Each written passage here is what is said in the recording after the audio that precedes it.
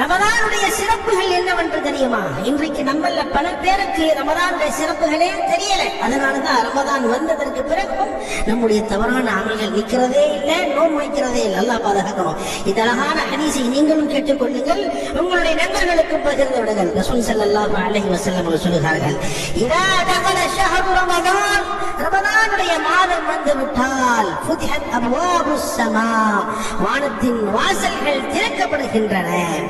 வஉல்லிகத் அப்வாபு ஜஹன்னம், நரகத்தினுடைய வாசல்கள் அடைக்கப்படுகின்றன.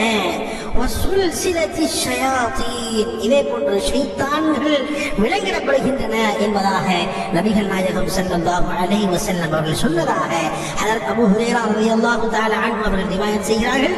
இந்த ஹதீஸ் புகாரி என்ற நூலிலே பதிவாக இருக்கிறது. அல்லாஹ் எவ்வளவு பெரிய சிறப்பாக, ரமதான் மாதம் வந்துவிட்டால், ரமதான் மாதம் வந்துவிட்டால் வானத்தின் வாசல்கள் திறக்கப்படுகிறது, நரகத்தினுடைய வாசல்கள் அடைக்கப்படுகிறது, ஷைத்தான் விலங்கிடப்படுகிறான் என்ற விஷயத்தை ரசூல் ஸல்லல்லாஹு அலைஹி வஸல்லம் தெளிவாக சொல்லி காட்டுகிறார்கள். வானத்தின் வாசல்கள் திறந்திருக்கிறது. நாம் எப்ப துஆ செஞ்சாலும், என்ன துஆ செஞ்சாலும் அல்லாஹ் நம்முடைய தேவைகளை தீர்த்து வைப்பான். இதே போன்று நரகத்திலிருந்து பாதுகாப்பு தரக்கூடிய மாதமாக இந்த மாதம் இருக்கிறது. அதே போன்று ஷைத்தான்கள் விலங்கிடப்படுகின்றன.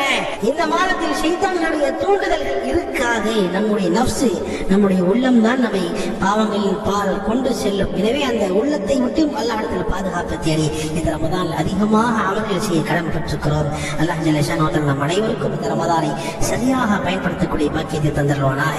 ரமதான் அதிகமாக அமல்கள் செய்து அல்லாஹ்வுடைய திருப்பொருத்தத்தை பெற்று இவ்வுலகிலும் மறுவுலகிலும் அல்லாஹ் நம்மை வெற்றியை கொடுத்து நாளை மறுமையில் சொர்க்கத்தில் உயர்ந்தரமான சுகமான ஜன்னத்துல் ஃபிர்தௌஸை அல்லாஹ் நம் அனைவருக்கும் நசீபாக்கி அருள்வானாக. ஆமீன்.